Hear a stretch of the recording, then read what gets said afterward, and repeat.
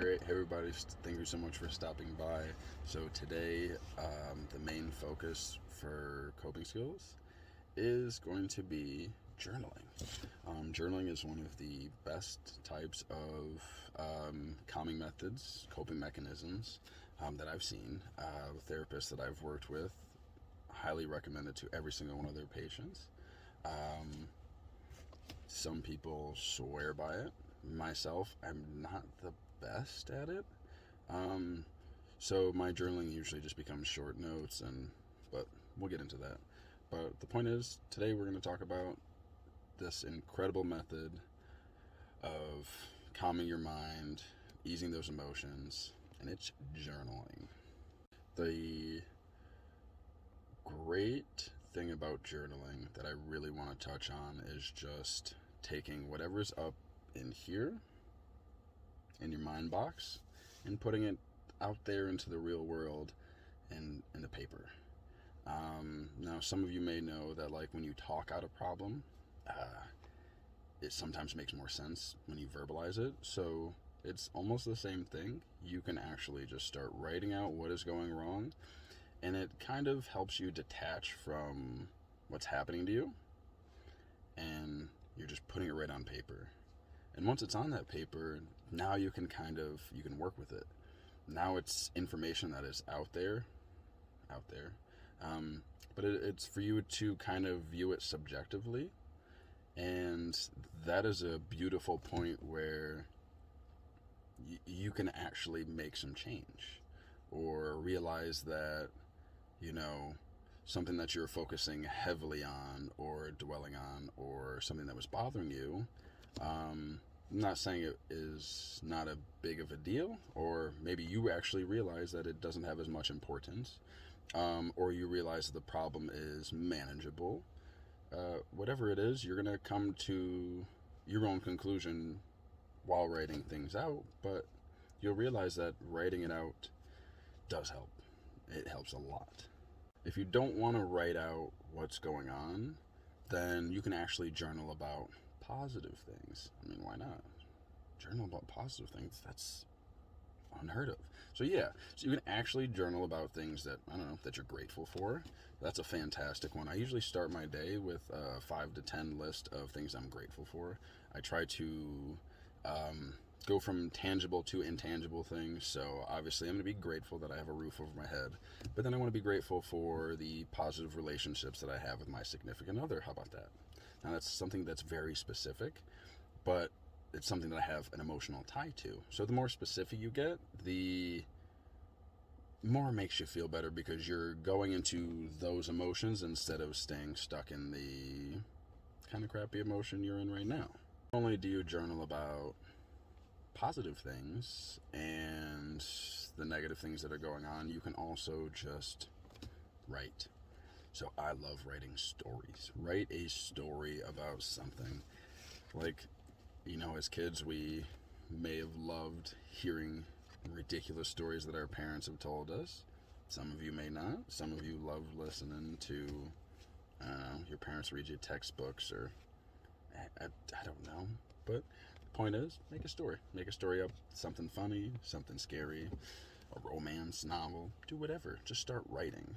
And knowing that you have something that you can go to whenever you're feeling stressed out, and you're like, oh, I can go and work on my story. And then you can get immersed in that world that you're creating yourself.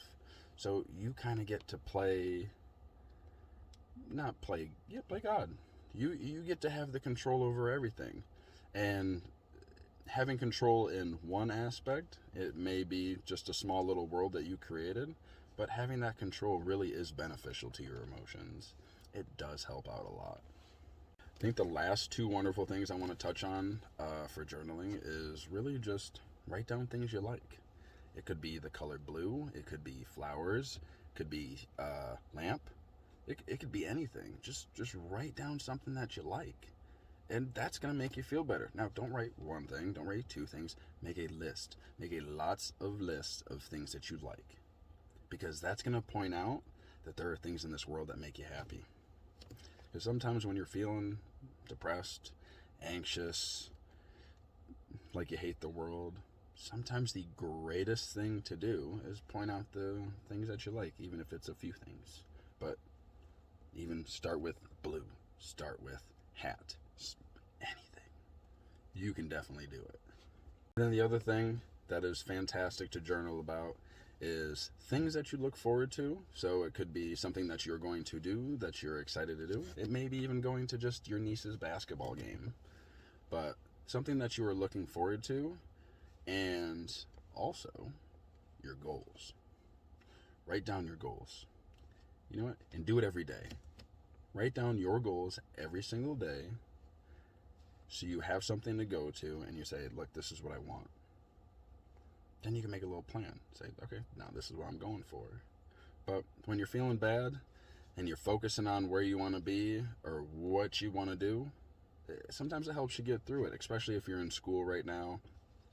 You got 4 years to go, 6 years to go, 8 years to go. I remember when I was in school and I was like, I have so much school to do. Like currently I am going back to school now to become a board certified behavioral analyst, and it's a huge mountain to look at. But when I'm writing down what it's going to be like after I get that, how many people I can help, the knowledge I'll have, it's so worth it. Drives me right through. Thank you so much for listening. I know journaling may remind you of that English teacher's assignment that she had you do when you journaled and pretended like you were, George Washington, and had to pretend like you were him, and it probably put a salty taste in your mouth. But it helps. Give it a shot. Thank you. Thank you so much for watching the video. Now, if you or anyone you know needs assistance due to mental illness or any difficulties in life, now we have a resource down below. It's relentless-nature/get help.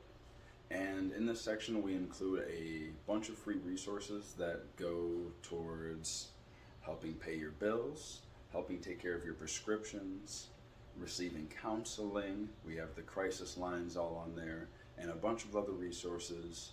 Going through what you're going through can already be overwhelming enough.